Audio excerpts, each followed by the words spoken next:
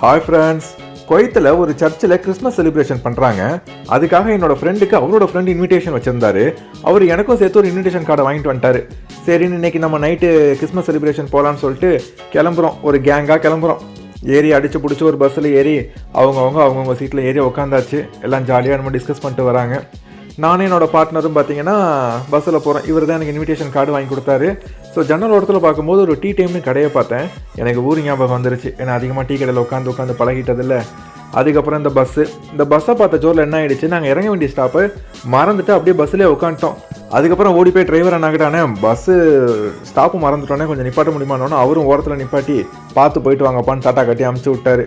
நாங்கள் அந்த சர்ச் எங்கே இருக்குன்னு கொஞ்சம் தேடி கண்டுபிடிச்சி போகிறோம்.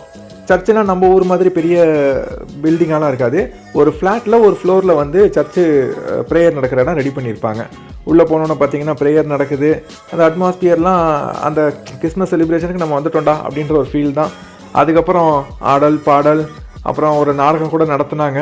அந்த நாடகம் பார்க்க கொஞ்சம் இன்ட்ரெஸ்டிங்காக தான் இருந்தது. நிறையா அது ஒரு பெரிய ஸ்டோரி மாதிரி போய்கிட்டு இருந்தது. அதுக்கப்புறம் பார்த்திங்கன்னா குட்டி பிள்ளைங்க டான்ஸ் ஆடினது, பெரியவங்க பாட்டு பாடினதுன்னு முடிஞ்சுட்டு நம்ம டிபார்ட்மெண்ட்டு சாப்பாடு பிரியாணி. குவைத்தில் பார்த்திங்கன்னா அந்த பிரியாணியோட டேஸ்ட்டு நம்ம ஊர் ஞாபகத்தை உண்டுபடுத்திடுச்சுங்க. நிஜமாக சொல்லணும்னா அதை நல்லா மூக்கு பிடிக்க சாப்பிட்டுட்டு திரும்பி ரிட்டன் பஸ் ஏறிட்டோம். இதுதான் பஸ்ஸோட டிக்கெட்டு இந்த ஊரில். அப்புறம் சர்ச்சில் கிஃப்ட்டு கொடுத்தாங்க. அதையும் வாங்கிக்கிட்டு நண்பர்களை வீடியோ எடுக்க போகும்போது எப்பா இதெல்லாம் போட்டுறாடப்பான்னு சொல்கிறாங்க.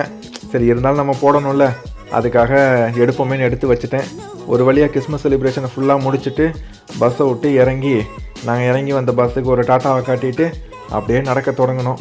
உண்மையிலேயே குவைத்தில் இந்த கிறிஸ்மஸ் செலிப்ரேஷனை மறக்க முடியாத அளவுக்கு தான் இருந்தது.